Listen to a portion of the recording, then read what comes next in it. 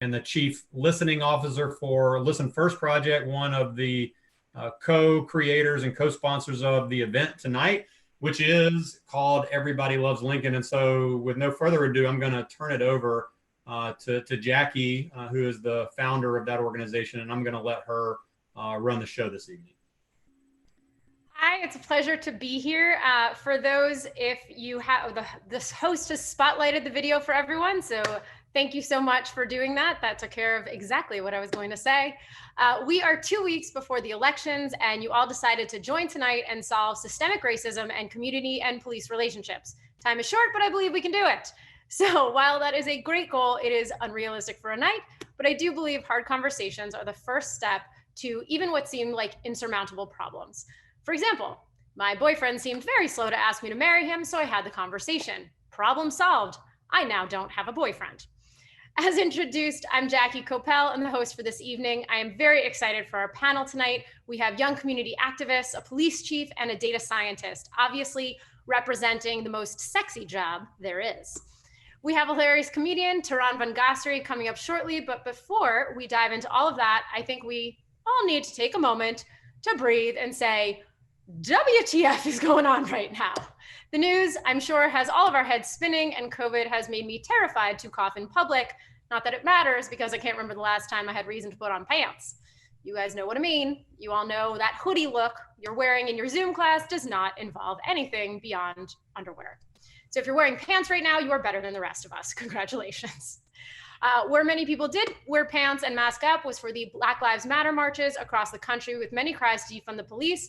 But what that meant varies greatly. A group in Seattle declared an autonomous police-free zone, which showed that a non-policed area seemed to involve a lot of art and a lack of shampoo, neither of which seems sustainable over the long run.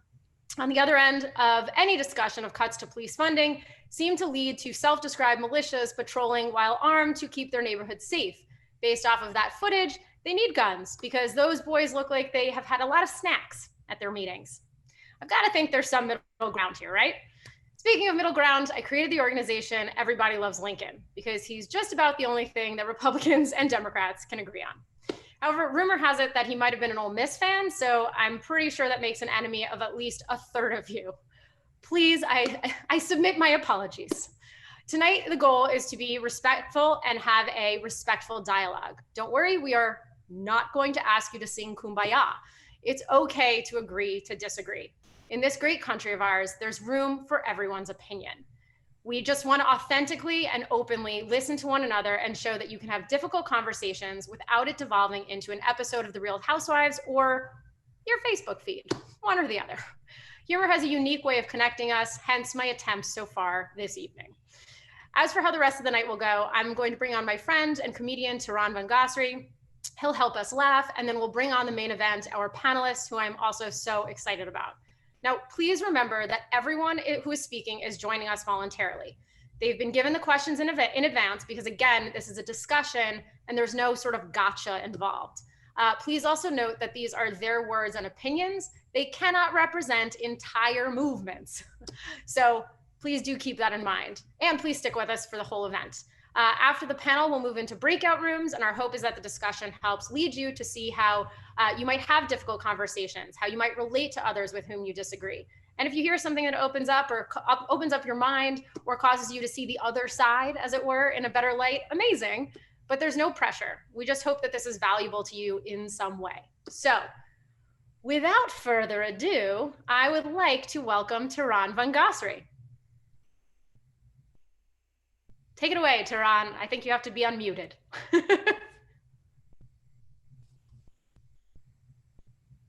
Which is happening as we speak.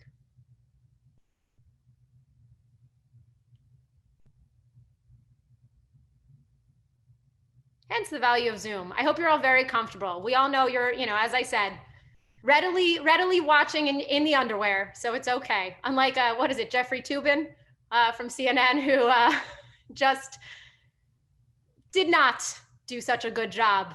You see what they're doing? You see how they're trying to silence the black man? No, I'm kidding. There he is, folks. Tehran Von Ghasri, take it away. Thank you, Jackie. First of all, I just want to say how amazing something like this is because I loved it. Off the bat, Graham Bodie was like, he's the faculty and he's the chief listening officer. And I'm like, because that's what men are so good at, listening. So it was like, this is going to be amazing. And I knew it was going to be important because when Jackie invited me to something like this, when I found out what it was, I came. Like, you don't understand how important this is to me. I was supposed to be out looting right now.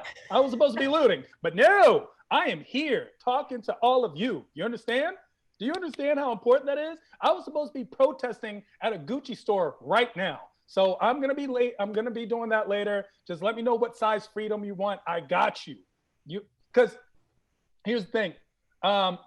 Jackie already threw out the disclaimer. Just understand something. I know college students can be sensitive. I do not agree with looting. Looters are not protesters. Protesters are not looters.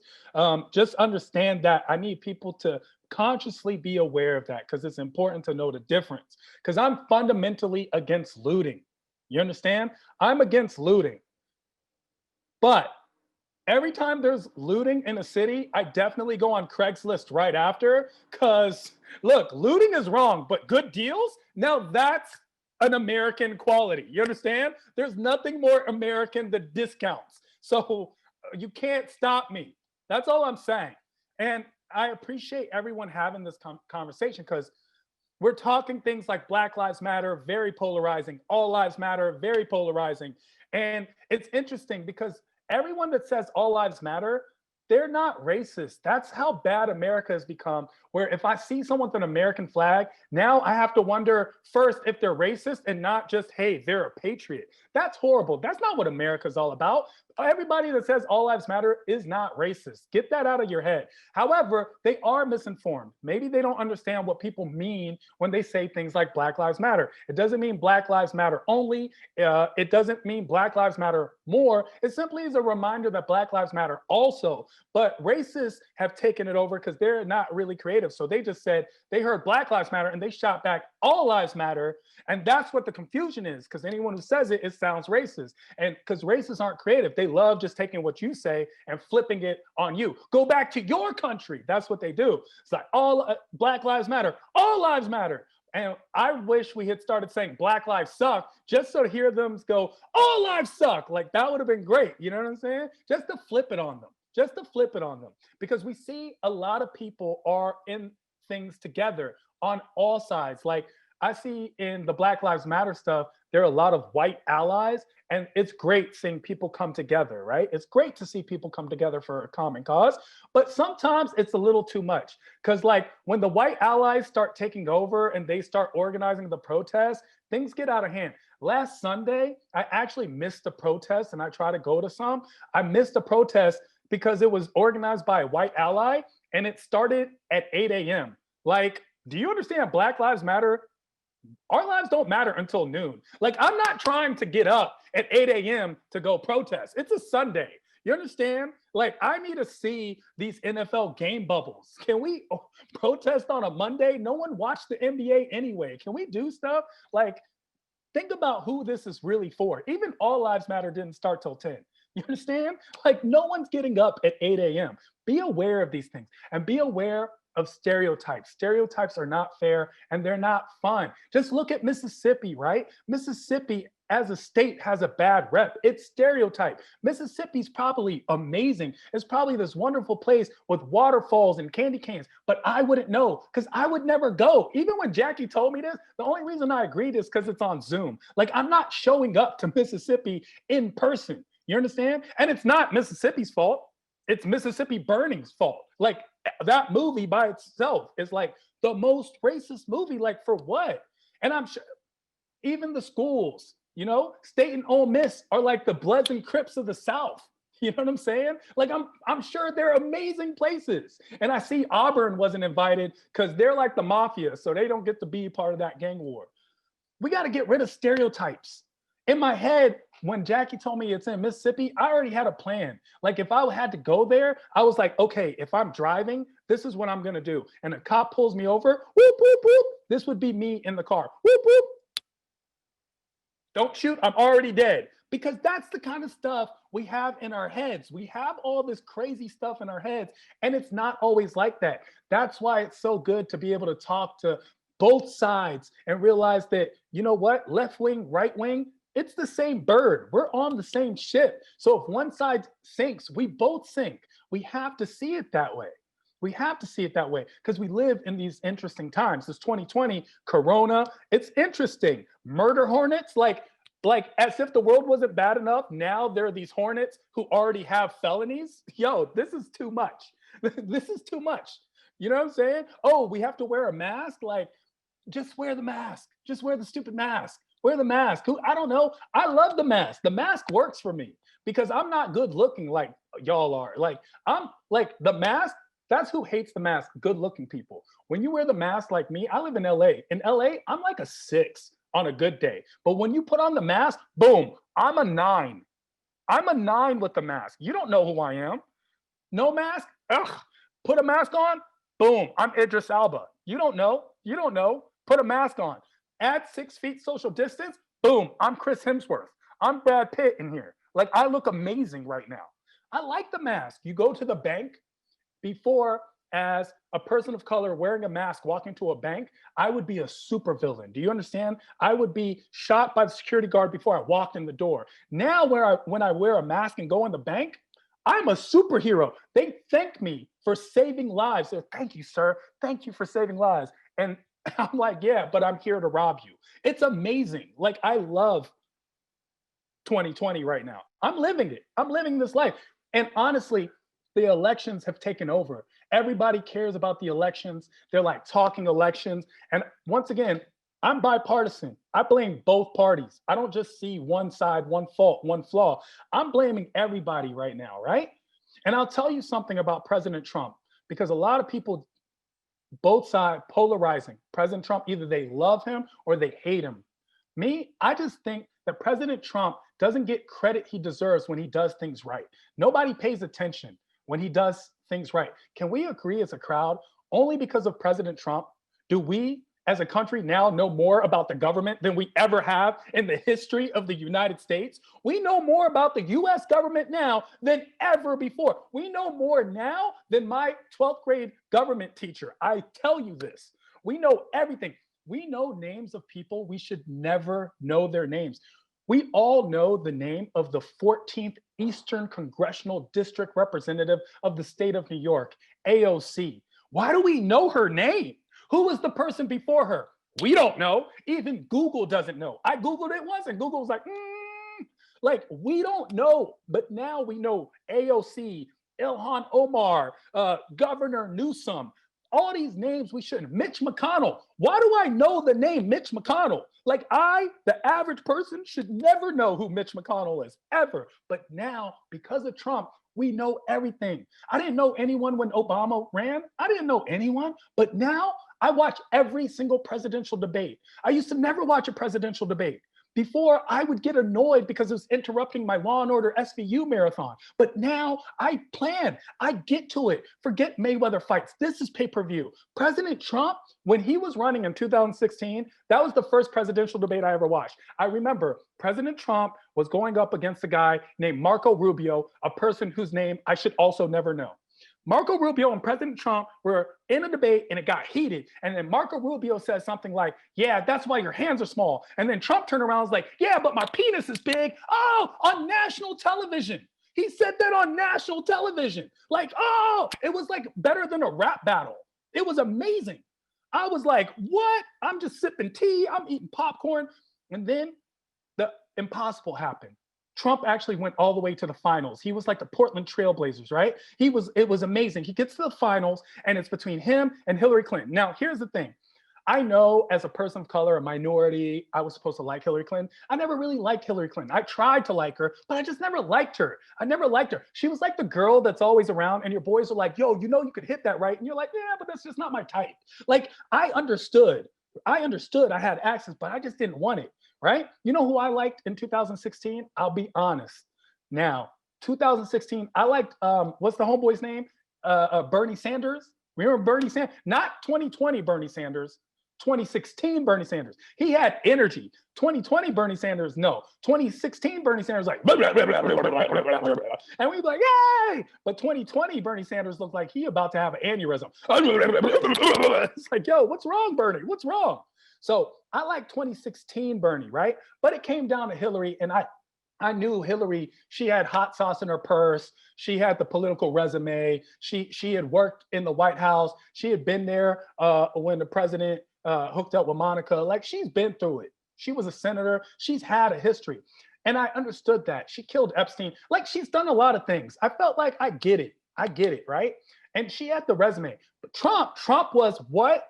He was the I'm not part of the system guy. And that's what attracted people to him. The same thing why people like Bernie, that's why they like Trump. They're tired of the system, right? So Hillary and Trump, they went on TV and they had this live debate. And then Hillary said something what she thought was profound and spoke to the country. And then Trump said something crazy, because that's what Trump does amazingly. He said something crazy, right? And then Hillary looked at him with that disapproving look and then said something else. And then Trump, he didn't back down.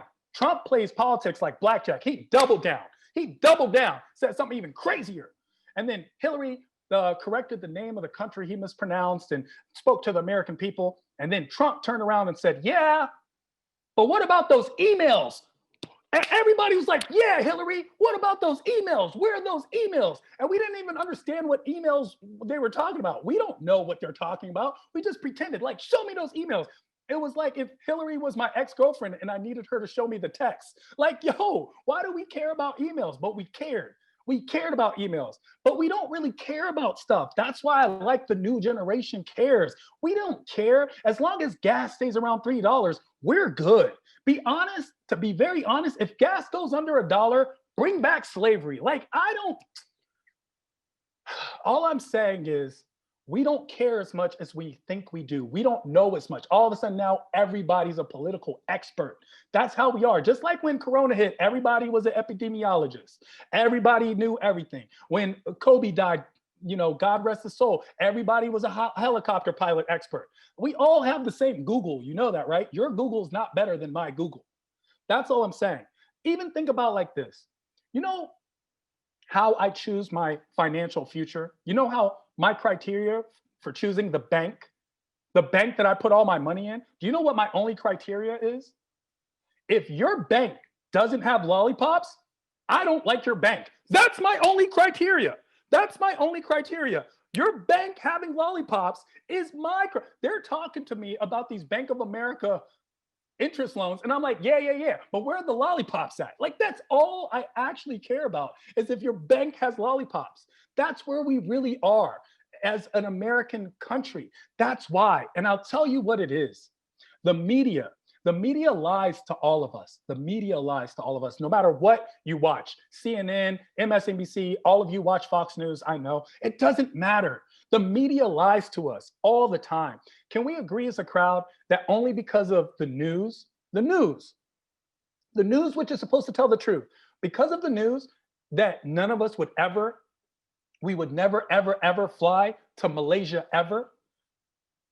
When you watch the news, every flight to Malaysia disappears. You notice, right? Like, every time you turn on the news, a flight to Malaysia disappears. And they don't even tell you what happens. They're just like, flight to Malaysian, 757, flight to Malaysia, gone, back to you, Bob. No, Bob, what happened to flight 757, bro? Like, I need to know, but they don't tell you. I didn't even know where Malaysia was. I Googled it, and the images looked amazing. But if I won free tickets to Malaysia on Price is Right, I'd be like, nah, I'm good. Like, I would never go.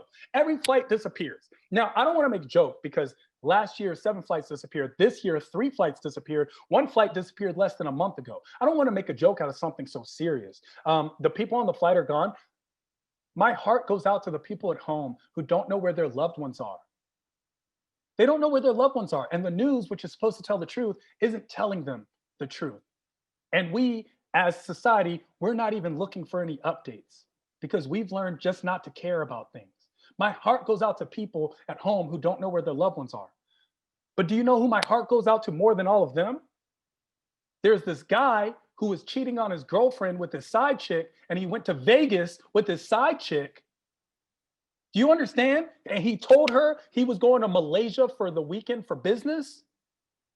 he can never go home. His alibi has disappeared. We've all lied to our girls before. His alibi is gone. You understand that? It doesn't exist. And that's why we have to be aware of one another and be in this together, because we are in this together. And just remember, boxes are meant for things and not people. So I appreciate each and every one of you for being in this Zoom meeting. I don't know why no one uses Skype anymore. Someone should get fired from Skype. You know what I'm saying? Like, honestly, though, we could use any medium to do that. Like, why don't we use Red Dead Redemption? You know what I'm saying? Like, why don't we use a video game to do these meetings? Like, we could do that, but we don't. But I'm glad you're on the Zoom meeting, and I'm glad everybody loves Lincoln, because I do too. Thank you guys so much for being here, and best of luck with your football teams. Awesome, Tehran. We're all applauding, but of course, we're on Zoom, so it's not very exciting for you. But sending you all the positive feedback. Thank you so much for joining and for sticking with. That was awesome. And as I said, trying to use humor to sort of set a tone so that we can have some really good conversation, but also understand that we are, just as you said, in this together. So I will now sort of switch gears and send us starting to have the panel. I am incredibly excited to be joined. Do we know, is Jeff McCutchen, has he made it in? Yes, he has. All right, I have the official thumbs up. Awesome. So I'm thrilled to introduce our panelists. We have Sakina Butts, who is a senior at Delta State University and an English major. She's a member of the Social Justice Club on campus and a Democracy in Action Fellow for MS Votes, a nonpartisan voter registration and voter equity organization. As a member of SJC, she has worked to host events on campus centered around diversity, inclusion, and education. Lauren Moses is a senior at the University of Mississippi. She's studying economics and political science, and as an undergraduate, she served as chairwoman for Young Americans for Freedom. She was co-president and founder of Rebels for Life and an opinion columnist for the Daily Mississippian. Then we have David May, professor and social science research fellow, Department of Sociology at Mississippi State. He has authored or co-authored 6 books and dozens of scholarly articles and book chapters around his research interests of fear of crime, school safety, corrections, military sociology, cybercrime, and human-robot interaction. And he is our sexy data scientist for this event, sharing some of the data behind, police and community interactions. And then we are joined by Jeff McCutchen, who is the current police chief at the Oxford Police Department. He has served in law enforcement for over 17 years. And over those years, he served as a jailer, patrol officer, DUI officer, SWAT, criminal investigator, lawfit team member, and major of operations. And he is a 2014 graduate of the FBI National Academy Class 257. So I could not be more excited to have these 4 panelists. All were chosen, obviously very specifically, and are kind enough once again to volunteer their time to share their opinions. Once again, they do not speak for whole movements, but hopefully can shed some light on where people, where people in these movements are coming from, and what some of the motivations might be, and some of the emotions behind what's going on. So because this is Zoom, it'll be a little bit of a call out situation. Aaron, if it's possible to unmute our panel, all of the panelists now, so that the back and forth at least can go a little bit more smoothly. So we're not waiting each time. And so the first question for all of our panelists, just so that everyone can get to know you just a wee little bit, which is to share one sort of fun or unique thing about you. Which will be, I will say, since Dave, you are first on my screen, and also just for the sake of having everyone have sort of equal standing and footing, I'm going to refer to everyone by first name. So it's no disrespect to honors and titles, but it just puts us all on the same plane, et cetera. So Dave, if you would share something personal about yourself.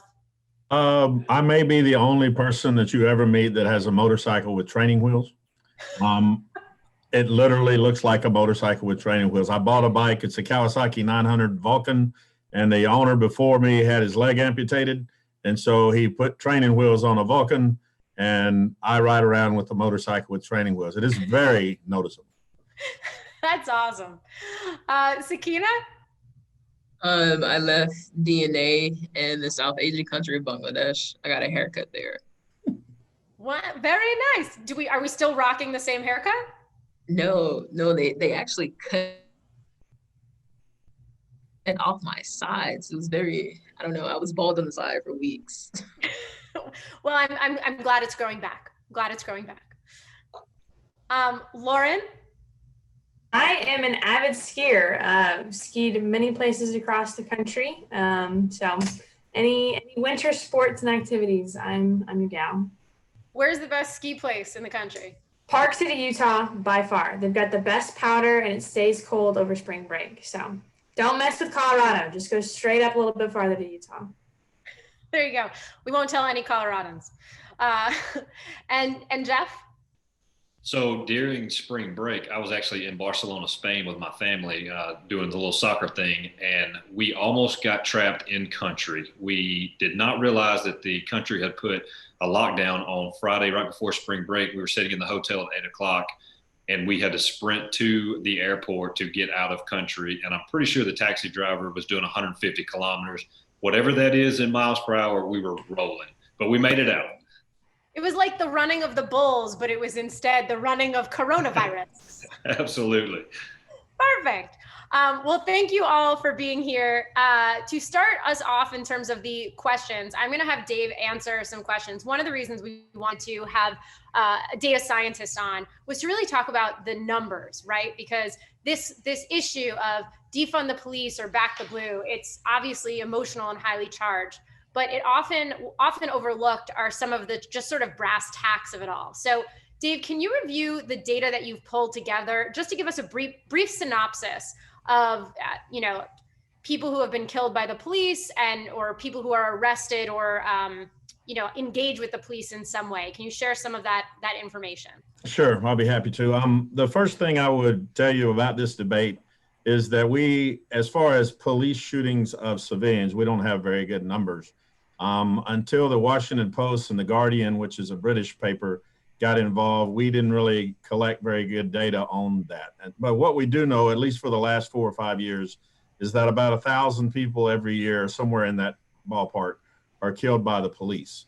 And of that 1,000, about 50% generally are white, about 25% are black, about 18% are Latino, and then the others that are killed are of various other races. And because the number of blacks that are killed are disproportionate to the population, which means that there's 13% of the American population is black, and so 25% that are killed by the police is disproportionate. It brings a lot of attention to the idea that blacks are disproportionately harmed by the police. As far as in terms of crime, blacks are also disproportionately represented in criminal offenses, particularly for the violent crimes. And not only are they disproportionately represented in violent crime, they actually, at least if you're using arrest data for murder and robbery, every year the majority of people arrested for these crimes are African American. And so trying to pigeonhole a person into a racial category has its own problems. But if you use the racial categories that we do, that really depicts the picture of crime and police killings in the United States. Got it. Thank you. I appreciate your bringing that to the fore. How is Mississippi similar or different to other parts of the country with regard to whether it's the numbers or whether it's the data or just how they're even reporting it? So Mississippi is reluctant to do anything with the federal government. Part of our reputation as being stubborn is deserved. And so when using the numbers that we have, we look a lot like the southern states. The southern states in general have higher rates of crime, particularly violent crime, than the rest of the country just about every year. Mississippi this year particularly looks like it may be one of the leading states, if not the leading state, in murder rate for 2020. 2019 We had an increased murder rate from 2018, and we were one of the highest ones in the South. So for murder, we seem to be a little bit higher than even the South. For other crimes like robbery and, aggravated assault, rape, larceny, theft, and motor vehicle theft, we're kind of below the South. And a lot of that has to do with our rural nature. But in general, we're much like the South, and the South is more criminal than the rest of the country. In terms of police killings, it's interesting that we're talking about this topic because I had a student finish her dissertation in 2018, and she created some really cool tables. And well, I think they're cool, but apparently not everybody thinks that data are cool, particularly Jackie, because she keeps making fun of data. But what she found out was that Mississippi is one of the top 10 states if you use rates, and rates are population based, so they control for the population of the state. If you look at the rates of police killings, Mississippi is right there in the top 10, and so is the South. And again, whatever explanation you use for the South having higher crime and higher police killings, that's actually a statistical fact. Got it. Thank you so much. Again, I think it's incredibly important that, sometimes we just look at the numbers, right? To give us a background of what we're actually dealing with, not to dismiss the emotion involved, but to ultimately have some facts with which to begin a conversation. So thank you for laying that down, and we will come back to you in a little bit.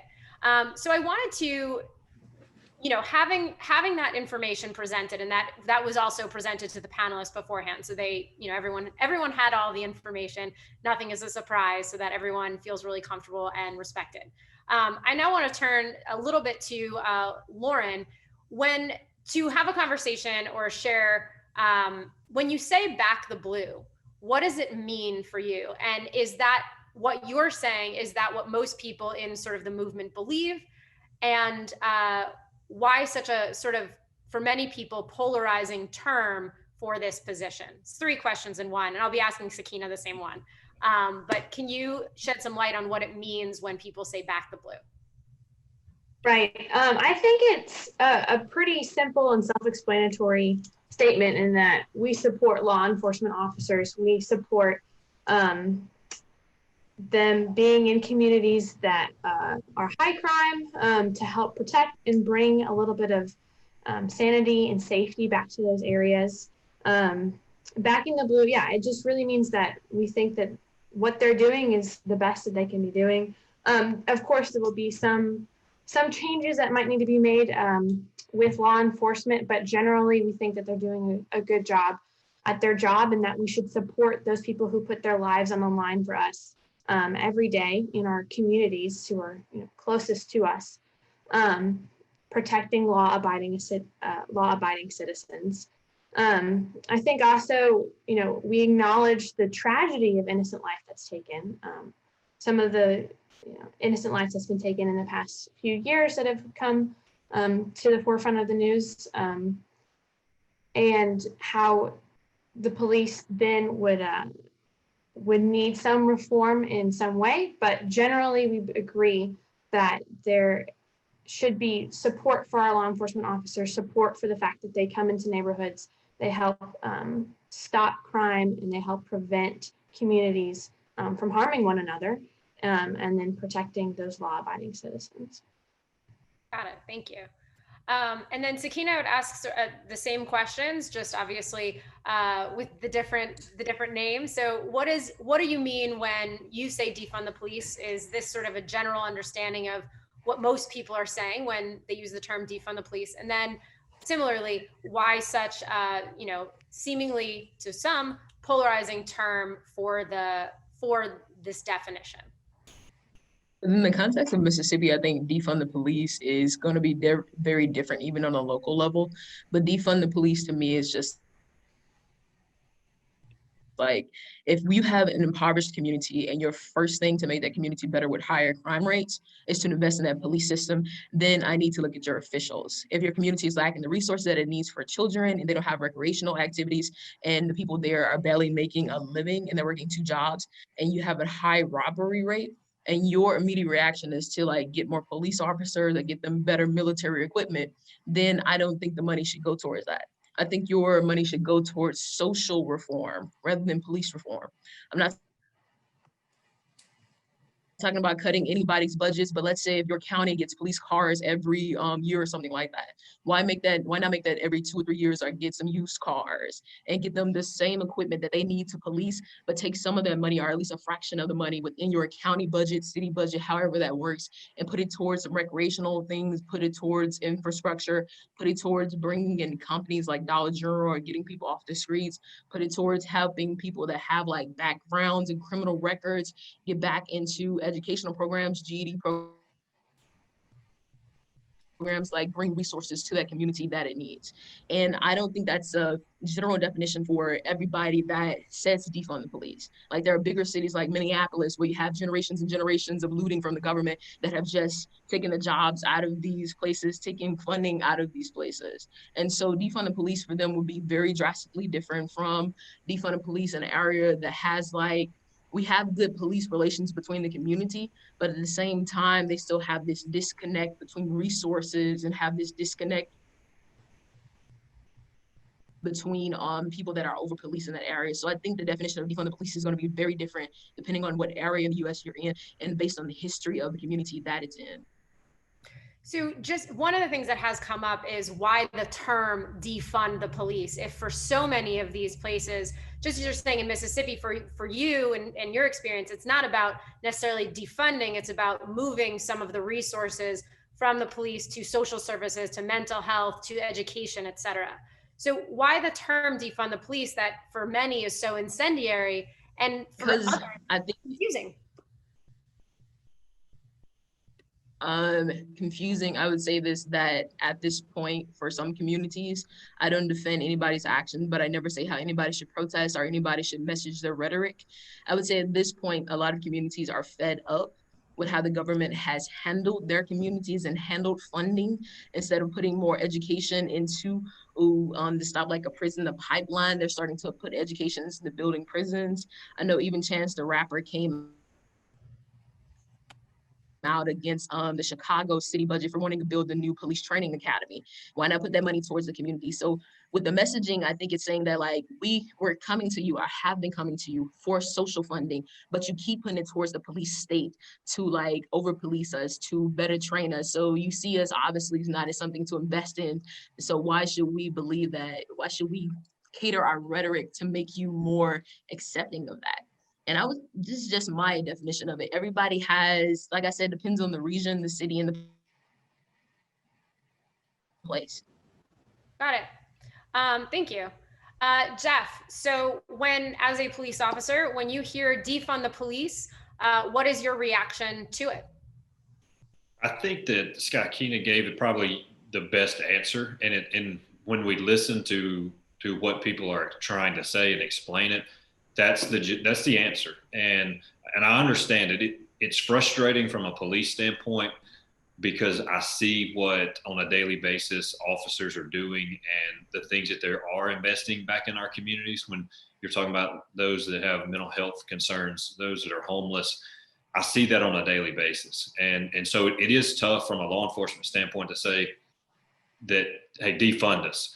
When in reality, I think we need more funding. We need better training. We need better hiring tactics. We need more accountability, more things in place so that we can fight crime more efficiently. And I think in turn, down the road, that does look at like reduced budgets. But it is hard from a law enforcement standpoint because you see so many that are trying to invest in their communities and are setting up tutoring sessions and mentor programs. And so when you defund those are the things that get cut first. It becomes just a law enforcement role. And we don't want that. We want a complete holistic approach to our community of pouring back into it. And we're on the front lines. We see it daily and we know the needs. We need to have those resources so that we can meet those needs. In terms of what was said about having, people who are experts in mental health or having, using the money for education instead of maybe police officers being the ones to tutor, that's a whole other weight on officers' shoulders.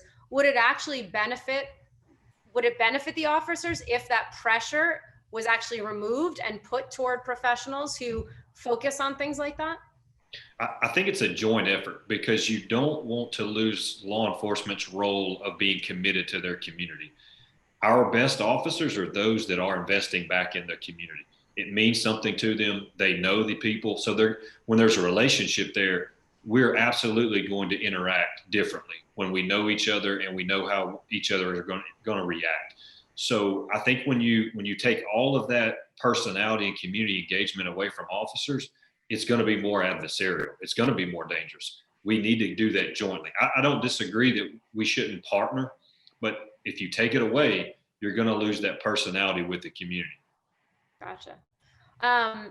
So going back to Lauren, when you hear the explanation for defund the police, what is your experience when you hear that, right? With what Sakina said? So, I mean, obviously her definition or her explanation of it was much different what I would have heard on the media. But I do think, in kind of playing into Jeff's point, that it is a little bit short-sighted just to defund the police and make that your first priority.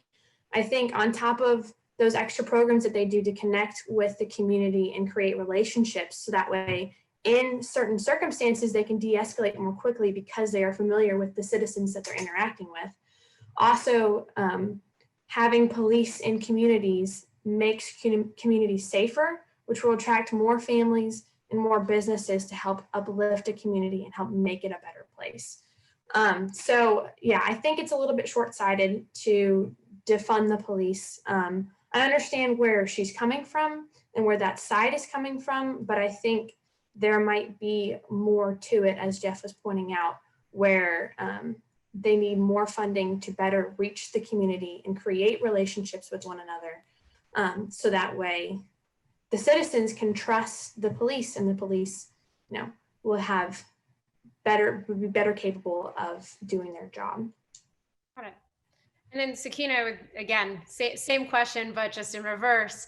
What's your experience when you hear the explanation of Back the Blue or what Jeff had mentioned as well? But in general, what is your experience when people, and specifically in Lauren's definition? The first time that I heard Black to Blue, I was actually working out, and it was some kind of academy for police that called, or some organization that called for funding for police. And I asked them what the funding would be used for, and if like race relation class and like racial tolerance would be a part of that curriculum in bettering the police, and they hung up on me. So that is the first experience that I got with Back in the Blue.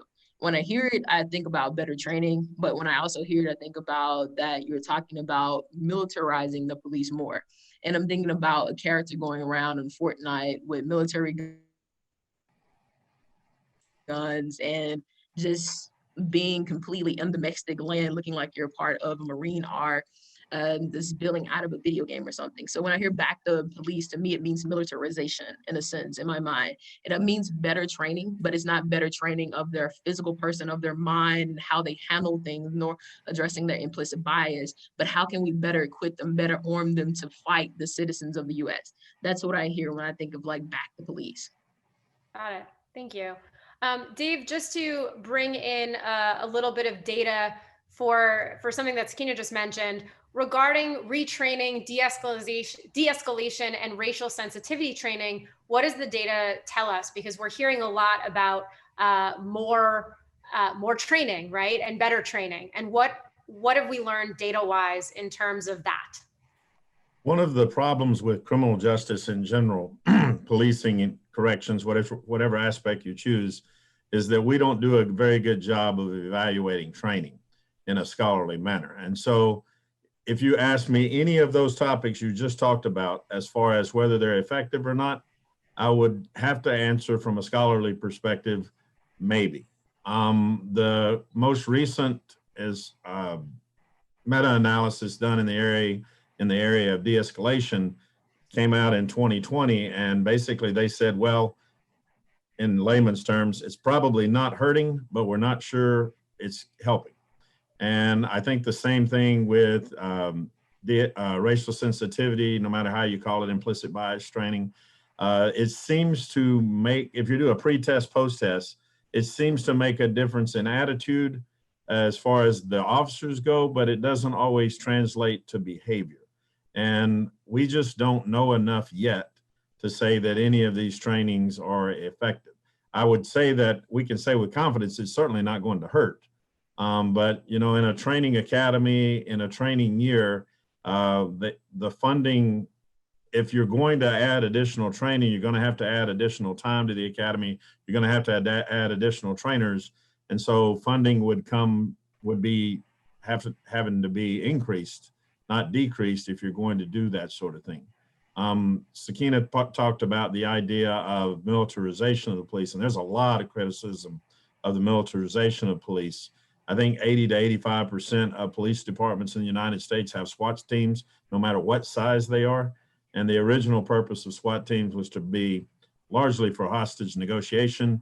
What we find out is most of the time, if they have a SWAT team, it's used to serve warrants, not hostage negotiation. And so I don't think any of us would agree that that's the primary purpose of a SWAT team. Got it. Thank you. I really appreciate it because, again, contextualizing these conversations in terms of what is happening and what's doable. And it sounds like the first thing we probably need to do is actually invest in determining whether or not they're effective, because that can help us decide whether we really go all in where we are or whether we actually need to adjust accordingly. So I want to ask Lauren, when you hear all of the data, right, presented, what do you think about it and how does it impact your perspective? I think that the data is compelling towards one side, but I don't feel like I have a full view of the information given the data, that there are other points that are kind of important for us to talk about too, of, well, what's the makeup of the neighborhoods where this crime is happening? How high is the crime rate in those areas? What happens to the crime rate when police start patrolling or when they're limited in their resources? So I think that the data gives a picture. I don't think it gives a complete picture. And I think what we do know when specifically when it comes to like de-escalation training, we don't know if that works or not, right? But we do know that when there are more cops on the street, there is less crime going on in that area. And I think that that's kind of that would be an important thing to explore as well in this discussion of what's happening with the crime rates, why are they higher in certain communities? Because I think that there are some underlying issues that the police aren't a part of, like with the fall of a nuclear family, with specific racial groups and how that is affecting their communities and their ability to kind of rise up out of those high crime areas. Sakina, for you, when you hear the data, what's the impact that has? And to address what Lauren said, how would you address, right? Saying, well, if she's saying it's an incomplete picture, and what are the levels of crime in these areas, and what are other societal impacts? What is the impact of that? What is your experience of that, information, for lack of a better way of saying it? For me, I go from it with a grassroots perspective, but from the data that David's getting, it definitely brings in perspective that both like Defund the Police and both Back the Blue need more data, like community-based data with police involved and the community involved for different communities. I would say it very clearly, for different communities. And in that data, to me, it would be taken out by people that live within that community rather than outside people coming in. But at the same time, I don't want to buy into confirmation bias. Like Lauren was saying, some of the data seems to lean more towards one side. And I'll be honest, it does seem to lean more towards the Defund the Police side, or what we called not the Black side, but it supports in the sense that there is a problem with policing and over policing in communities. But with Lauren's statement about like the questions that we have to look at, I think it's very vital that we look at not only the questions surrounding policing, but also the questions surrounding the social factors, the impact that government has had, the impact of lacking of funding has had, the impact of employment, the impact of job availabilities in these areas, to why they need more police. Like, what is the highest rate of crime and what is the most crime committed? Because if it's robbery, if it's theft, then what is the root of that, and how can we address it not with more agitation? And a lot of people in a lot of communities, especially coming from a Black community myself, when you see police, you don't feel safe, you feel afraid. And this is not pushing on anybody's emotions, but on a sociological perspective, that also has to be part of research. Are you abiding to the law because you believe in the law? Are you abiding to the law because you're afraid that something will happen?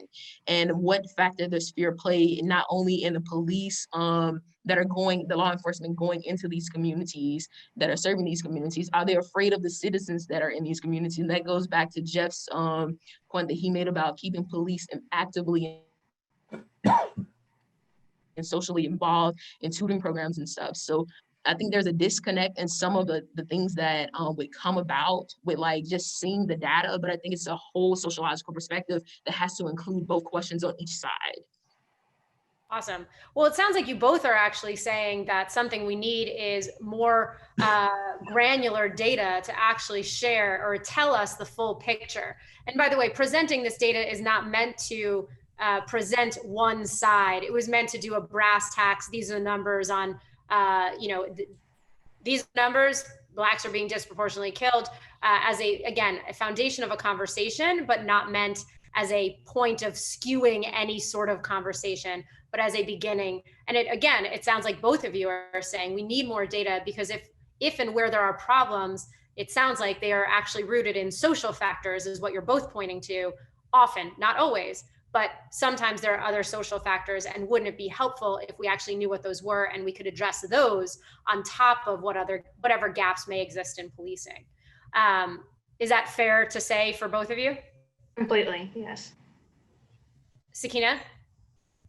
Okay, good. I just want to make sure I've encapsulated things. So Jeff, I wanted to ask you, one of the things that comes up for a lot of folks with these protests is, do police understand why people are protesting? And then specifically, do your officers understand why people are protesting? And then I have some follow-up questions. But to start there, we'd just love to know what the sense is within your police department, at least. Yes, we have discussions often, especially when we have an event that's planned. We sit down and we have a briefing and we discuss, hey, this is what you may experience. You have to understand the why. You have to understand the frustration, and you've got to listen. And so for us as command staff, we try to go out and meet people. As soon as the event kicks off, our command staff are going to be boots on the ground so that we can identify people in the crowd that we know, that we can lower the tension from our end first. Let us de-escalate from our presence and our communication, and then let that correlate into our staff so that they're not, it's a tense spot for everyone. So we have to do our very best to make sure we lower the tense level by just talking, hanging out, and being open to listen. People are frustrated. We have to hear that, because in every conversation, there's nuggets of truth that can help us do our job better. And then in terms of if there is an acknowledgement, and it sounds like there is an acknowledgement of a gap, right, in terms of what we would hope would be the experience is, of course, zero deaths and zero sort of disparity between these numbers and these races. What, if any, work do you think police departments do need to do to help make these changes? I think we have to start off with conversation. And there's been great conversation. Look at here. So we've got to sit down and talk. I've got to know the issues in each community. And then equally, I've got to sit back and explain how we police, what's our mission statement, what's our driving force. But equally, it starts with this. We've got to hire the right people. De-escalation is not going to work if we are hiring people that do not care about others. It doesn't matter how great the instructor is. If the mission and the heart of that individual is not open to serving people, it's not going to work. So our hiring tactics have to be on point. Then we have to have quality training. Yes, there's specific trainings that have to happen, but we have to train that individual's mind and their heart. They've got to understand the cultural dynamics of policing in America. And if you hire the right person, if you train them appropriately, now you've got to hold them accountable. So we've got to have body cameras. We've got to have agencies that are accredited, that have third-party groups coming in and spot checking what they're doing. If we don't do that, we're just spinning our wheels. We have to have those things in place to start. And then we can see a trend in policing move to where community policing isn't just a buzzword, but it's truly what we're doing. It is relationship building inside that community. Are you actively speaking with your local elected officials? And because I don't know what your budgets are, but are you actively speaking, requesting money for these body cameras, requesting the things that are needed to ultimately affect on what you say is necessary? Yes, we have a program. We've had body cameras for probably 5 or 6 years. Our city just invested in I think it was $1.25 million project over the next 5 years. Every officer that we have, myself included, has a body camera. We have a policy that mandates that it's on, and we are CALIA certified. So they come in throughout the year and they spot check our policies, and they make sure we have to show proofs that we're doing what we say that we're doing. Those things have to be in place so that we can start the conversation of community trust, so that we can talk about, hey, if you have an issue, let's look at it on body camera. Let's explain the complaint process so that there is some transparency there, and it opens that door of we are doing what we say we're doing, and we're trying to do it at the highest level. Got it. Thank you. Lauren, is there something that you wish that I'm using the word movement because it's just the easiest way to sort of couch what we're talking about, but is there something that you wish your movement would do differently, be it actions they would take or messaging that they put out? I'm not sure that I would want anything to change necessarily. I think that maybe just to continue to say that, yes, we support the police. Yes, we support them protecting. And here's why, that they actually do have good records. They have proven abilities to help communities. I really like what Jeff said with the community building and the extra programs that they do there. I think those are wonderful things to highlight, and to point out that defunding the police would take away community engagement. So if there was one thing that I would add, I think talking more about the community element that police give, not only to protecting citizens, but also to engage and create a community with citizens. The follow-up to that, but you were saying in terms of messaging, or there wouldn't necessarily be a ton different. Do you understand why for so many people, particularly people of color, the term "back the blue" there's like almost sometimes for some, it's been explained to me, there's like a visceral reaction to it because it occurs as then not supporting people of color or not supporting protesters.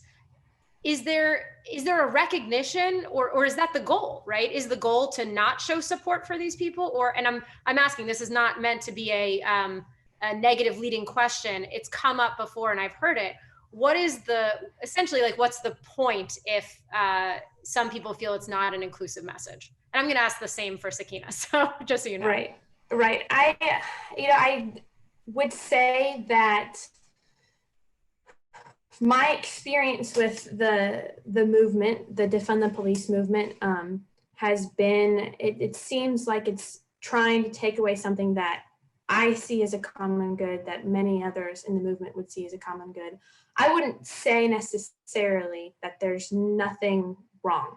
That's not what I'm saying. I think that there can be some discussion about community building between people of color and police officers that might help that visceral reaction to be taken away from bringing up police and defending and backing the blue with that.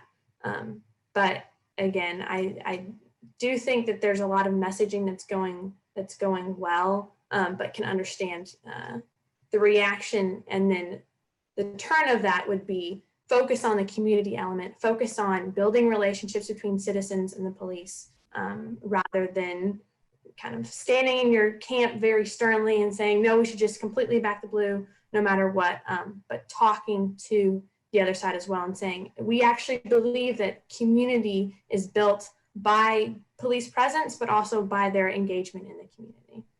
Got it. And then Sakina, it would be the same question. Is there something that you wish your movement would do differently, be it actions they take or messaging that they put out? Defund the Police. I wish for the cities or for the activists and groups that choose to use the messaging of defund the police, I wish they would come with a direct agenda. I wish they would come with direct demands and be unwavering in those demands, and then also follow it out with voting. Okay, I believe that the process of voting is very powerful, but for the officials within their own localities, own local governments, if their officials are unwilling to meet those demands, then just know that at the next election, you will have people from your community, from your movement, running for office and trying to get them elected. So getting people more involved into the electoral process and how the electoral process can play a role in your agenda with those demands, getting them fulfilled. Lauren, what is your belief in the role of policing in communities, and what is the role of activism and protest? I think that policing, the role of that in a community is to protect and serve. When Jeff was talking about having a servant's heart, having a desire to better your community, I think that is what I would see policing as, serving in community through social ties, but also through protecting law-abiding citizens and keeping streets clean. Can you repeat that second question? Yeah, of course. And what do you see as the role of activism / protest? Or I should rephrase, let me just say protest and maybe activism or the value of activism on the left as well. Right. I think activism is always a great thing, our First Amendment right to do so. I think the one thing that I wish would happen is that those who are protesting would separate themselves very clearly from those who are not protesting, i.e. looters and rioters. I think that there's been a little bit of a haze that occurred over the summer that might be drawn more clearly now, but I think that that's an important distinction, because we definitely don't want to make things harder in this discussion by escalating violence, meeting violence with violence. But I think that activism, yes, I agree with Sakina, vote, make your ideas heard, your opinions heard, and get involved with that, whether it be through a protest, whether it be through contacting your legislators, or if it be voting in this election. Got it. And Sakina, the same questions for you. What do you see as the role of policing in communities, and what do you see as the role of activism / protest? Right, or I should say left activism and protest, to be clear. I agree with Lauren's definition. Sorry? You're cool. You're cool. I agree with Lauren on the purpose as how I've always seen like the role of police in community is to serve and protect. But I would argue to say that activism and protests are different. People that protest, you show up, you march, you get your agitation out, you get your rage out, your frustration. Activism are the people that are out there organizing. These nonprofits are part of that. Activism are grassroots activists who are there for 10 and 20 years, people that are running for office. And activism is just like a constant accountability factor for America's wrongs.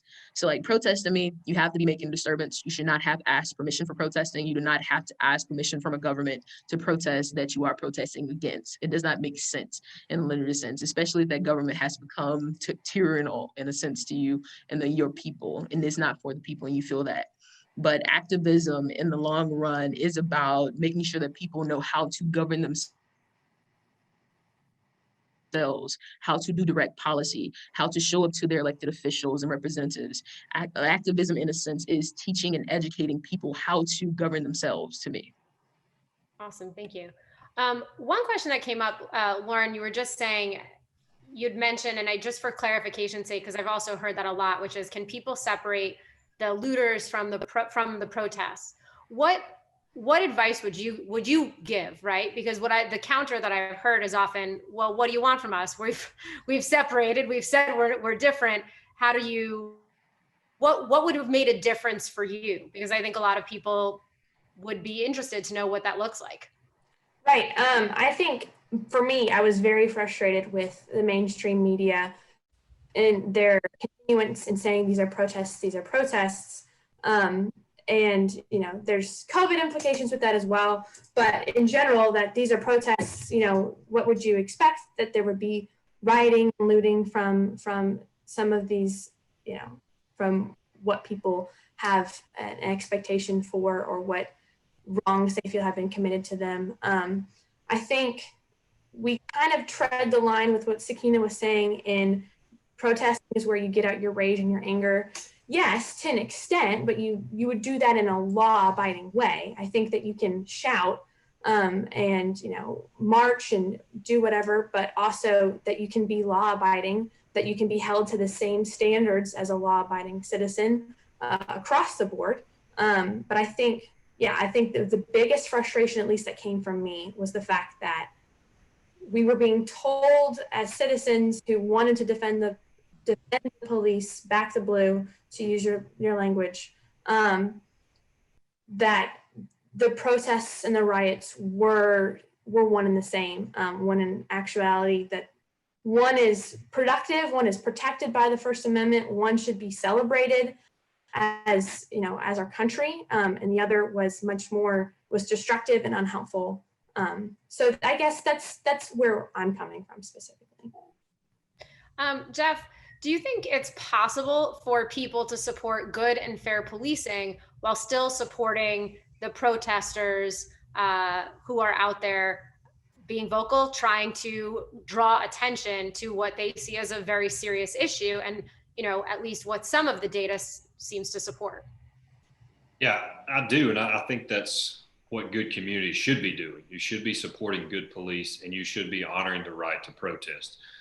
Just like Lauren said, within the context of the law, you should be protesting just like that, and you should support your good police. But again, you've got to have that conversation with your community. In each community, it's a little bit different. I think if you're going to affect real change, you're going to have to do it through conversation and meeting, come do ride-alongs, do Citizens Academy. We want you to hold us accountable, but let's have a true conversation of where we are. Do you know what our mission statement is? Do you know what our accountability measures are? Are we doing the things that you want us to do?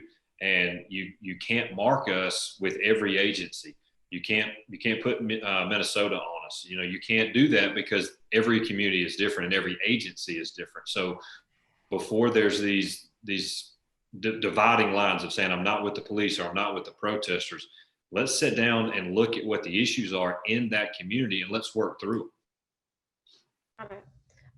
So I'm going to ask just each of you one last quick question, and then we're going to send everyone into some breakout rooms. Jeff, since we're on you, given your personal background, what do you suggest we need to do in the next 5 to 10 years to shift policing into one where these numbers go down? I think we have to. So think about it like this. If a school is struggling, if they're getting poor marks, what are we going to do? We're not going to defund the school system. We're actually going to pour money into that system to get better teachers, to get better training, to make sure we're doing everything we can do to give people success. Think about that from a public safety standpoint. I encouraged our board to look at investing more into the police department. And here's one of the ideas. We know that law enforcement is one of the most stressful jobs out there. So in that, we are taking officers and we're putting them on the street for 25 or 30 years with no breaks. They're constantly working in the streets. They're constantly under scrutiny and under stress. You take that from any other performance review standpoint. Take sports teams, take military, there's seasons, right? So there's a time that they get out of the hot zone. Law enforcement never gets that. They spend 25 or 30 years in this high stress environment, and there are going to be issues. There's going to be lapses of judgment. There's going to be events that should not take place. I'm encouraging our people to look at adding 8 to 15 more officers. So in our department, they do 2 months of days, 2 months of nights, and they rotate. I want us to see 2 months of days, 2 months of nights, and then a whole group comes out of the system and they go into a training model where we look at and debrief and do community meetings and get all of our training, but they get normal sleep. They get out of the uniform. They're not even in any law enforcement equipment. They are just like every other citizen, and we decompress their stress and we put them through psychological evaluations. We put them through de-escalation trainings. So, but that's going to take money, right? And with that, we've also got to put in more policies. We've got to make sure that accreditation is there, that these agencies are being held accountable. That takes money. To hire these groups to come in and do that, it takes money. We've got to have more accountability standards. Agencies have to have body cameras. We need in-car cameras. Those take funding and money for us to be at the very top of our game. We need to have databases that collect issues with officers, issues with offenders. We need to make it more efficient for law enforcement to do their jobs so that we can be in the community, so that we can be investing back in these tutoring sessions or just having meet and greets in the community. Again, the more people that we can meet and have conversation with, the greater we will treat each other, and the respect in the community is going to grow. And it's going to grow with law enforcement, it's going to grow with community members. But again, we've got to put officers in a situation that they can succeed. I don't care what field you put someone in. If you put them in that high stress of an environment for that long of a period of time, something is going to happen. We've got to create a means that we can take officers on the street and give them a chance to grow, to catch their breath, and to make sure that we are doing our job as community leaders and administrators. Are we setting the tone for our agency? Is our mission statement correct? Are we hiring people that want to serve others? That's the key. But again, it's going to take money. Just to bring something that Sakina had mentioned, is there an option? Because let's say there is no additional money. Is there an option where you do shift some of the resources? So instead of getting the new car, the new vest, or whatever it may be, not that it puts anyone in danger, but instead of getting the newest thing, could you take that money and then invest it in the ways that you're talking about? So it depends. It's going to be agency specific. Our agency, we don't replace vests unless they're expired. So we're not blowing that money on that. We're not blowing money on new cars. We're trying to decommission cars every year. But if you looked at our fleet currently, we've probably got 20 cars with 90-something thousand miles on them. So when you're talking about that from a law enforcement standpoint of stop and go driving or idle time, 90,000 miles is 180,000 miles. So it is a little different. It sounds good, but it may not be actually what's happening in that agency. Got it. So I'm just going to do 30 seconds each, and then we'll jump into these breakout rooms. So Sakina, it's the same sort of question. Either welcome to respond to Jeff, or just in general, what your thoughts are in terms of the changes that you'd like to see in the next, that you are saying you're demanding in the next sort of 5 to 10 years, and now for that matter. In the next 5 to 10 years, I've never heard anyone break down quite a police budget the way Jeff does. And I'm thank you for educating me on that, and I'll look more into it. But the main thing that I want to see is not with the good cops, but with Back the Blue, of accountability factor in your messaging for people that, like George Floyd's and Breonna Taylor's case, that there has to be some kind of accountability factor, that when these incidents happens, there's no questions to ask, and investigation is automatically launched into families that lose their loved ones, Black, white, whatever race, because of police brutality or because of a mistake on a bad police's account. Even if it's a mistake, that somebody is held accountable. Is really hypocritical of a system that asks us citizens to abide by the law, but yet when it's broken by others that carry out that law, that they're not held up to the same standards. So that's my only thing. I want us to go for accountability for police officers that break the law. Got it. And then Lauren, same thing, just quickly, what would you like to see in the next 5 to 10 years regarding policing? Right, I would agree with Sakina that accountability is really important. I think we have that with our judicial system, and I would push further and say that the police officers are trying to make themselves available to communities. And I think it's time for the communities to make themselves available to the police officers and say, I have this idea of what the police are, but I want to go and actually meet a police officer or take a ride along or do a citizen action course that Jeff was talking about, and engage with their officers and get to know them better. Because I think it takes both sides to come to the table and talk about getting to know one another and create those community ties that would actually lead to sustainability in better policing and better communities. Well, thank you to all of our panelists. We're going to all come back for sort of like a final, Hoorah! But in the interim, we'll go into breakout rooms now. You'll have a facilitator in each one, and I believe Erin is going to lead the charge to do whatever Zoom wizardry gets done. Just kidding. Apparently, So slight change of plans. JK, I just got and a I'm message. not naming any names, but Jackie, went long. So, which is great. I think what we saw in that panel is really good. Examples of what we want to try to encourage. I mean, I heard, Jeff, and my favorite word in the English language is listen. And so I heard him say that term several times, and I really did hear some discernment and some real sort of listening across perspectives. And that's really what we wanted to model in this panel. And so at this point, I think what we want to do is, so that we can respect people's time, knowing that we've got about 10 minutes, is you're free to type a question that you might have for a panelist if you'd like to do that. I don't want to turn this time fully into a question and answer though, but rather I'd like to just hear from some audience members kind of reflect on a couple of things. First of all, why are you here? What drew you to this conversation? And has this, impacted you personally? Is this something that really speaks to you and that's why you're here? And as well as, did you hear your perspective or your voice reflected in the program? And if so, what was that? And if not, what was missing that we might have been able to cover? So I know I just threw a lot at you, but any sort of initial reflections that have anything to do with just like your personal experience with this issue, or something that you may have picked up tonight that you might take with you. And if you will, just kind of hit, if you'll write stack in the chat to one of the hosts, we can recognize you and get you to unmute.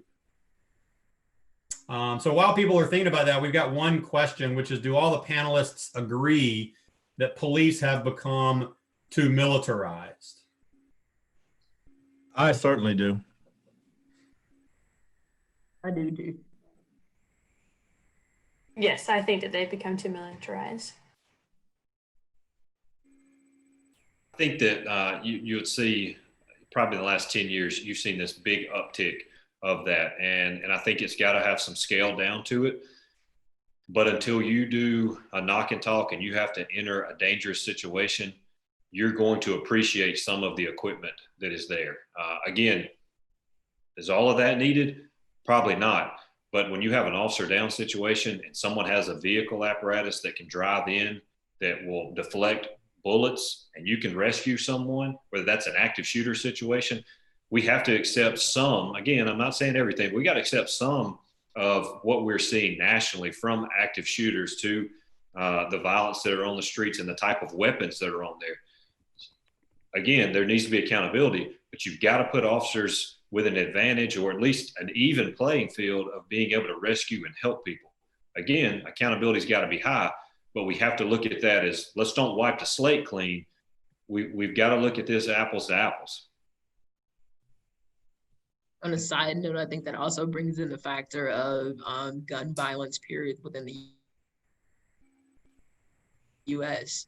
And what Jeff is saying is true. I mean, like, even public civilians can purchase AK rifles, and saying, like, do public civilians really need this? But I'm not going to get into that though. And we have one question, and I think it speaks to both something that this individual heard Jeff say, and something that I believe Lauren was reflecting in some of your comments. And this is basically the supposition that the law is just. In other words, that we have a foundation in our society that we're not talking about specific, like a police officer. We're not talking about, the blue per se here, but we're talking about the law in general, that the law is just, that it's blind, that it's, all these metaphors that we talk about when we talk about the law, particularly people that look like me, that have sort of good experiences in general with the law and with police forces. So, I mean, is that a good assumption? I mean, is there reason to believe that the law is just, or are there reasons to believe potentially that the law in some situations potentially is not fully just?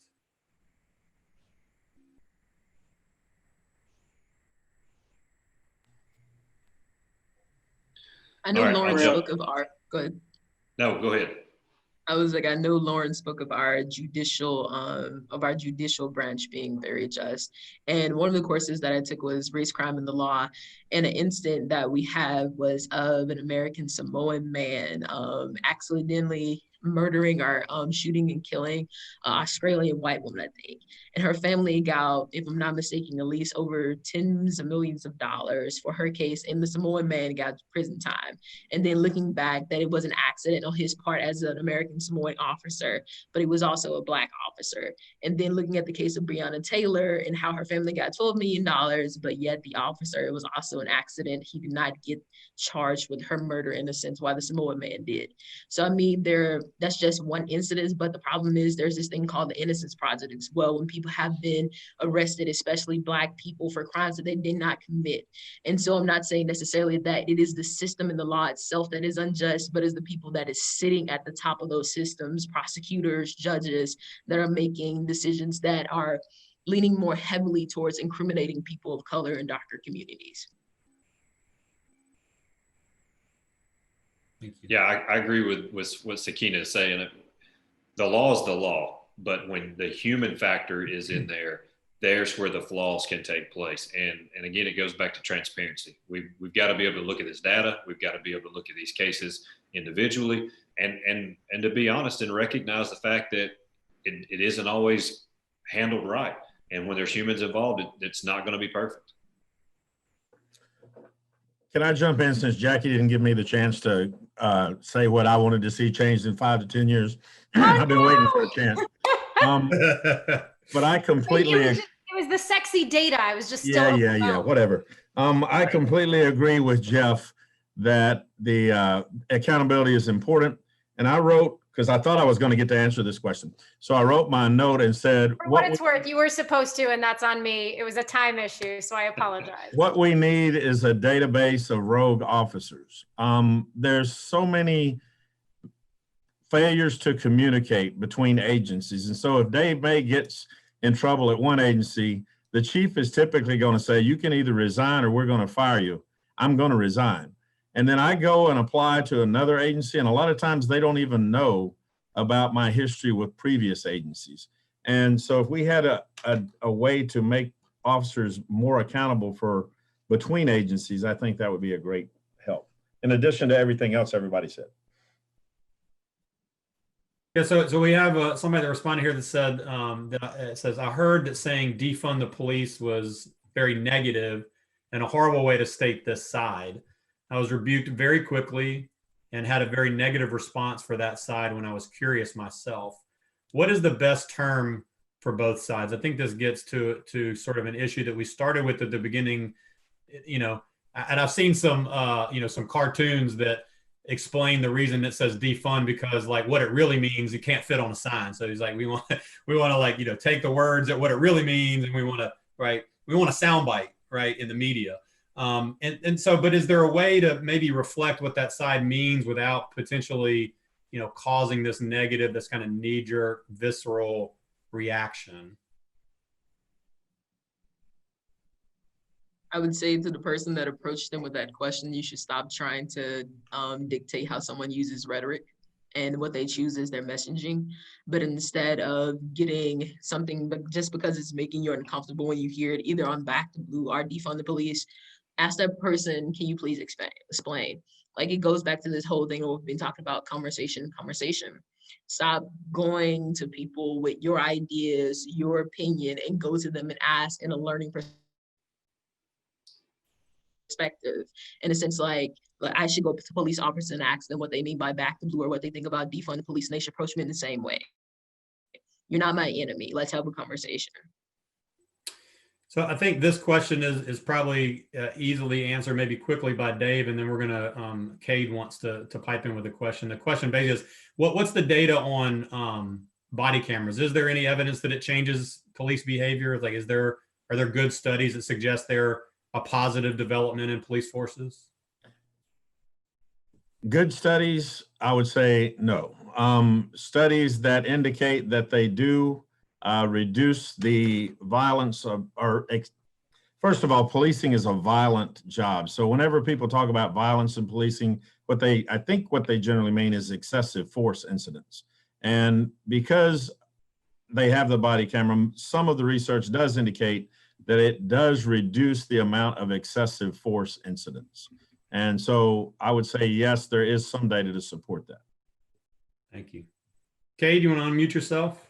Yeah, Jeff, building on Dave's statement about the need for better data in terms of police performance, thinking about policing being a risky behavior where you're dependent on your fellow police officers to support you. Can you speak to the perception that there are blue codes or where officers are not going to indicate, identify officers who are engaged in unacceptable behavior, not criminal behavior, but just poor policing? And then how does an agency, is that a real thing? And if so, how do agencies deal with that to move toward positive, better performance measures? Yeah, great question. And I think we would, from a law enforcement standpoint, be naive to say that that code does not exist, right? I mean, you put your life in the hands of someone else, and you have to make very quick, very difficult decisions from time to time. The way we combat that is, again, I'm going to be kind of repetitive, but the right hires, the right training, and you have to put accountability measures. I just, similar to what Dave said, I can tell you that the body camera makes a difference. The body camera puts you in a position where you have to perform at your best, and professionalism has got to be at the top. For us as our agency, we have a button within our body camera system that's a performance review, and it's a randomized assessment. No one knows whose video you're about to get. They could get my video. I could get a rookie's video. I could get an SRO's video. Everybody is on the edge of their seat because they know at any moment that video could be called into question. So I think those things are important. But again, you got to hire the right people. They've got to have a heart for people and want to do it the right way. The body camera helps us get rid of those that don't want to do that. But if you don't hire the right people and create the culture first, you're always going to be behind the 8 ball. We got a question, Damien, if you want to unmute yourself, and we'll probably need to wrap up officially, but probably, some of us who can stay on will stay on and entertain, comments. So Damien? Can y'all hear me? I can. Okay. My question was more geared toward I'm sorry, I can't pronounce your name. Is it Sakina? Yep. Okay. My question was, why is the movement focused on defunding police? I mean, the movement, the steps you were talking about, GED programs, community funding, that would affect a lot more than just criminal justice. It would affect a large variety of economic and social factors. And there are a lot of areas of government that I know I personally believe would need funding a lot less than the police. So why specifically focus on the police? So to me, like I said, it depends on the area and the group of activists or whoever are like organizing, use a message to defund the police. But for a lot of like movements and protests that are happening across the U.S., I think defund the police has come to be more of a fight of systemic oppression overall for people. If to answer your question, so like it's not only addressing police, it's addressing the government, it's addressing economic inequality, it's addressing educational inequality. So I think it's become sort of, for some people, it's become sort of an umbrella for all of the other issues that they feel like their community faces. Does this answer your question?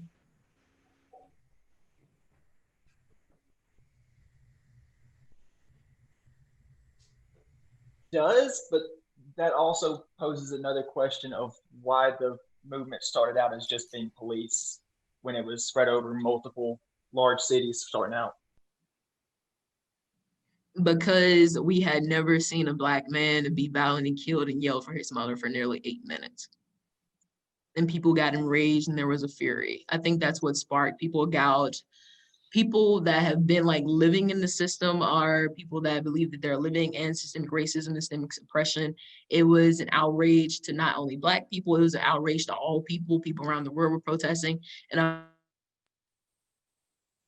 believe it became a movement because it got momentum and people started like, okay, I'm fighting against not only this, I'm fighting not only for justice of Ahmaud Arbery, Breonna Taylor, and George Floyd, but I'm fighting against an entire system in my life. And then I have to be honest, you also think COVID played a big factor in it.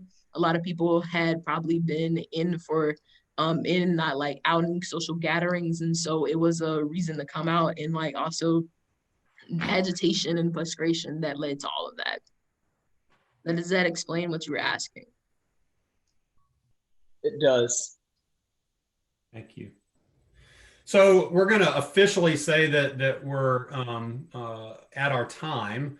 I want to turn it over to Jackie to make sure she feels like she can wrap it up the evening for us. And then again, those that can stay on can stay on to answer any. There's a couple of remaining questions that we can try to address if people want to stay on. Thanks so much.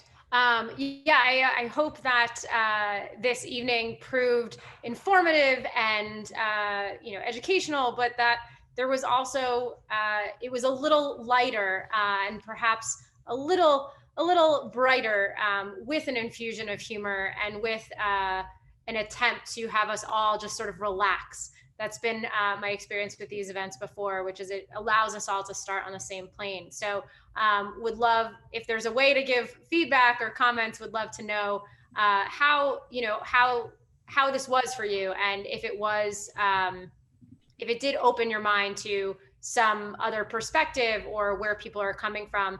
And then I also wanted to make very clear that though I was poking fun at the data science, it is actually super sexy because it does in fact give us information that's incredibly important and that is not emotional, right? And again, as both Sakina and Lauren pointed out, it's not the full picture, but it's a picture and it is a place to start so that everyone can have the same foundation of information. So though Dave, I poked fun at you, you're basically the star of the show and your information was and remains central to the conversation going forward. So I want to thank our panelists again. I want to thank the 3 universities for helping sponsor this and create this evening. I'm really excited about what this means as a beginning of a conversation and a beginning of a way of communicating with one another such that it can be respectful and we can have plenty of places where we just agree to disagree, but that we understand things a little bit more deeply. So again, thank you so much to the panelists. And then obviously for anyone who can stay on and wants to listen to the questions or has more, hopefully the panelists are happy to answer them. But thank you so much again for the opportunity. And on personal plugs for both Tehran and myself, if you want to find us, check us out on Instagram. He is at I am Tehran and I am at Jackie Koppell. And I post videos almost every day trying to explain politics quickly from both sides. So there you have it, and I'll put it in the chat.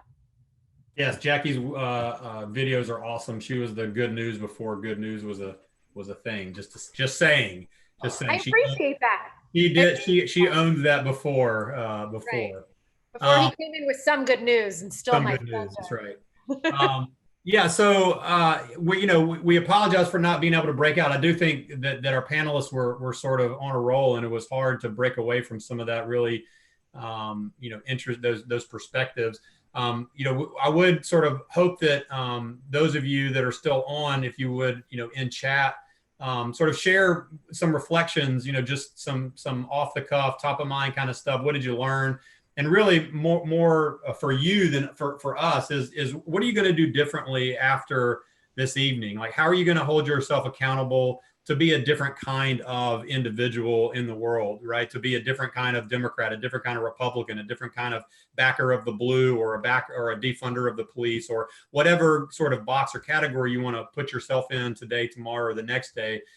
How are you living out those, those calls to bring about our better angels, if you will, right? To sort of be the kind of person that listens across difference and is open to being wrong, or at least open to not always being right, even if you're not going to admit that you're wrong. Which I'm going to go ahead and admit that I'm never, I'm not always right, but I'm never wrong. So, so we're going to kind of open it up. There was a question about something to Jeff, do you think police unions have played a role in not holding certain police officers accountable for over excessive force or other situations? What's the role of the police unions in some of these issues?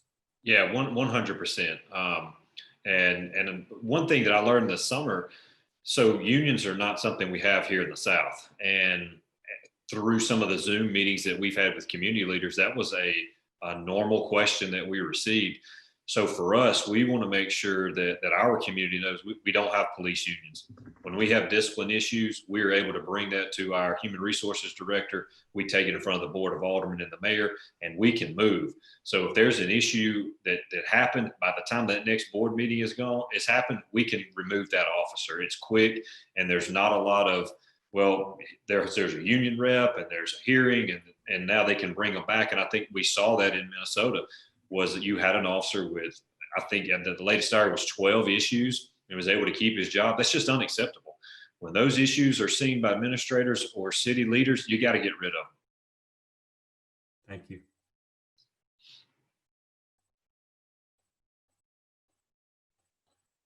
Other reflections, other questions? Jeff or Graham, can I throw out one piece of data that gets lost in this entire conversation?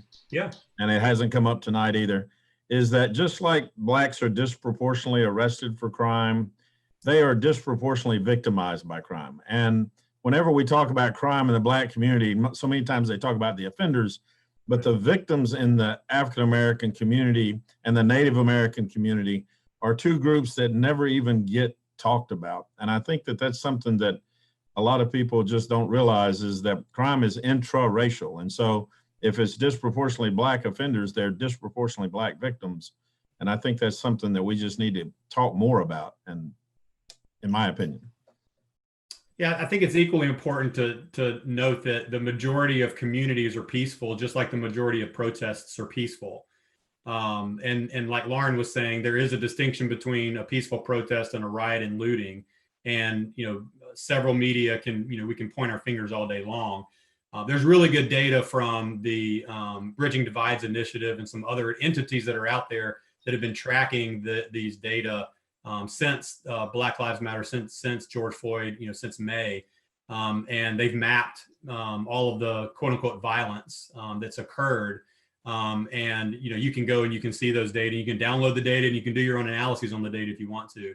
And so, when we're talking about, data, it's good to go, right? It's good to get it from the source and not necessarily trust the media, for interpreting the data for you. I always teach my students, as you're reading the story, right, on another piece of paper or on another tab on your internet, start searching for those sources that they're citing and go look at them for yourself so that you can judge for yourself whether that media source is actually interpreting those data as you would interpret them, right, and start to question that. So, and I saw us do that here tonight, and I saw that that kind of sentiment and that attitude tonight. One thing on data. So Dave talked about it, and I want to make sure that our participants here know, if you, in your law enforcement agencies, go talk to them about the data. Okay. And you'll find out real quick if that's an agency that's progressive and wanting to move forward. So for us, we use data a lot, but you have to mine that data. And when we look at citations or arrests or uses of force, we then have to go and look at that individual event. So one thing I want people to do is go and talk to your agencies about their data, but make sure they're mining that data to say, was the officer called to that scene, or was it an officer initiated? And if you're seeing disproportionate events, let's look at, again, were they called or are we initiating? If we're initiating and you're seeing disproportionate, now let's get into the bias-based policing. Let's get into implicit bias, but we've got to mine that data to know what it truly means at the bottom. Thank you. I want to acknowledge Hannah, if she can unmute herself. She's from Take 30 News, Mississippi State, and she wants to tell everybody about this event. So. Okay, so and I know like news got bashed kind of at the beginning, like the first 20 minutes of the event. No, just the media. About the media and news. Just the media. just the media. Well, well, still. So I'm with Take 30 News at MSU. It's mainly a it's like a student newscast. We do have our professor who kind of heads everything and makes sure everything goes well. We get a grade for it. It's my final class as a broadcasting major. But from the panelist, can I get an okay to use sound bites from you in my package for the newscast this week? I just ethically do not want to put you guys on TV if you're not okay with your opinions or anything being shared. Good.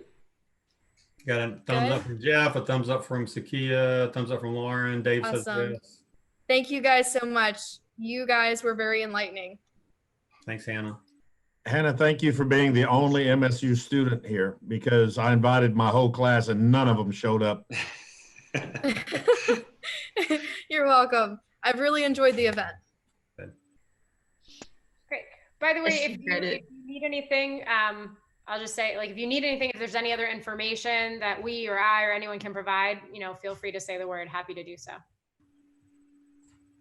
Also, I want to shout out my professor, Dr. Leslie Stewart from Delta State. She's the one that taught the race crime in the law class I mentioned, and she's a really awesome professor. Thank you, Sakina. Thank you. I really appreciate that shout out. Thank you. It was awesome to have you in class.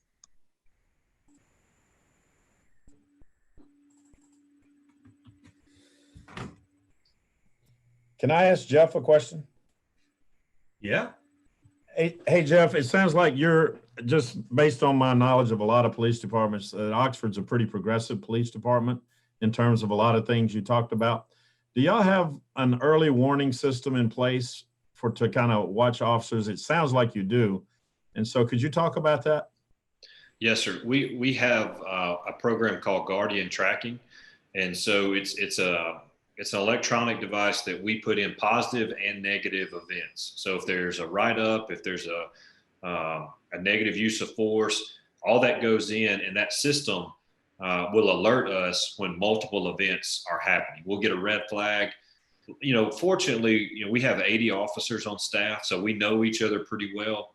And when there's an event that takes place, you kind of have that in the back of your mind. But Guardian Tracking is also a fail-safe for us, and it has alerted us. And it also alerts you to good events. So when you have officers that get multiple events, it's a reminder to give them an attaboy.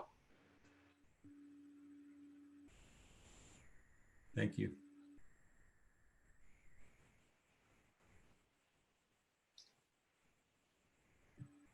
Last call. I have a question, if you don't mind.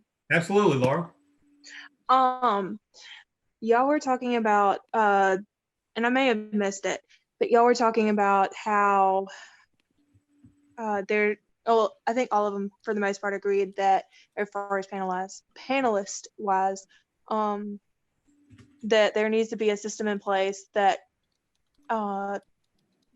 basically holds officers accountable if they did something bad or whatever, and let that carry over to, I don't know, say Oxford, and let that carry over to Water Valley and stuff like that, to where they wouldn't get hired or whatever. If they committed X in Oxford, they wouldn't be able to do it in Water Valley. They wouldn't be able to get hired onto Water Valley. Mm-hmm. How would y'all suggest, what would y'all suggest that system would look like with all the statistical data and Yeah, I think that was Dave suggesting about a database, right? Yes, sir. How would y'all individually, what would y'all want on that, for each movement or whatever, if that makes any sense? Mm-hmm. Dave?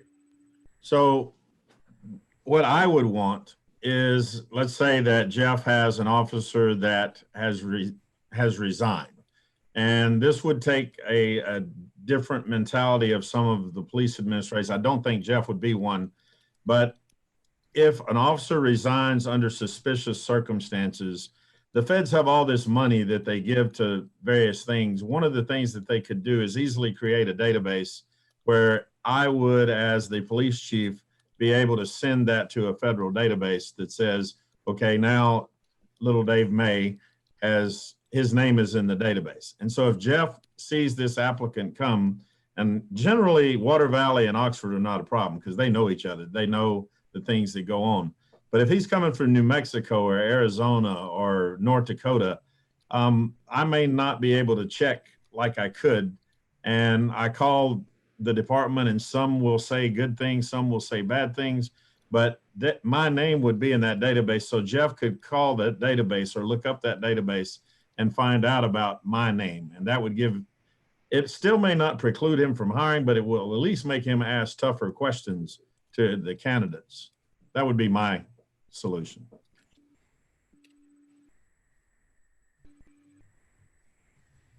It looks like we also had a question from Lydia to Jeff, which is how long has that system been in place? Was it in place before the murder of Dominique Clayton or after? Missing that bad officer has broken a lot of trust despite OPD being very progressive overall. I know that officer had some marks against him in previous department. This is regarding the Guardian Watch system. Yes, it was in place. And again, that's going to be unique to each agency.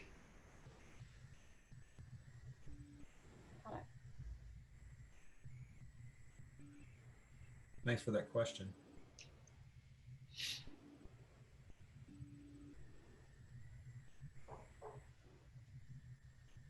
All right. So now I have a question for Sakina. Well, Sakina, I would like to hear your opinion about at least what I noticed. I don't know that this is a statistical relationship, but it appeared that the protests and the looting, or the protests were much more likely to turn into looting in larger cities. And in the small towns, it doesn't seem to be that that was the case. Is Sakina here, first of all? Did she leave? She's there. Okay. Do you think that had to do with the fact that the police had better relationships with the communities like Jeff has talked about, or it's just there were less protesters?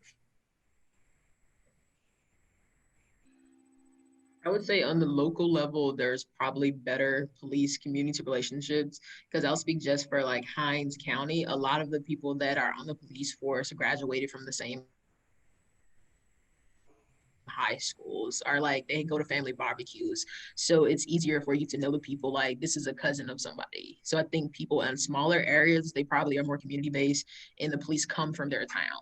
Whereas like a bigger city where the robbing and looting happen, I don't know police actually, like, I don't know, I've never really lived in a big city or worked with police. I don't know if they like have time to build relationships because there's so many people within that area, other than a select few, maybe out of a school, maybe out of a community center, but I don't know how they handle that on a larger level.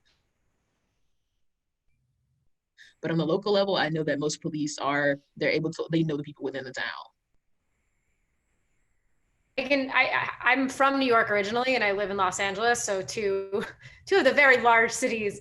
And I can say that, yeah, there's not the bandwidth to do the same on the ground policing and to what you're talking about, or community police relations. And oftentimes the officers do not live in those communities. They do not come from the same communities that they police.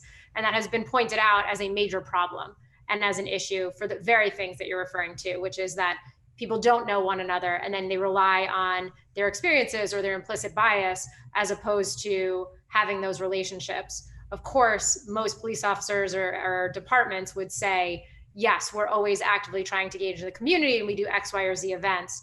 But I think as is evidenced by our experiences, relevant experiences, and also even this conversation, the more community policing, the better, or in the sense of community police interactions and communications.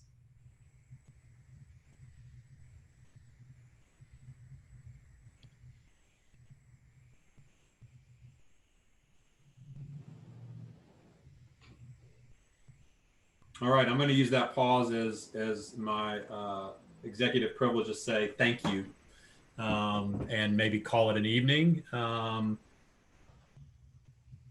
Those of you that are interested in more of these kind of events can certainly reach out to any of the organizers. Jackie gave you her information. You can find me on the Twitter and the Book of Faces and all those sort of things, as well as that thing they call the internet. And you can look up Aaron and Cade and folks at the Division of Community Engagement.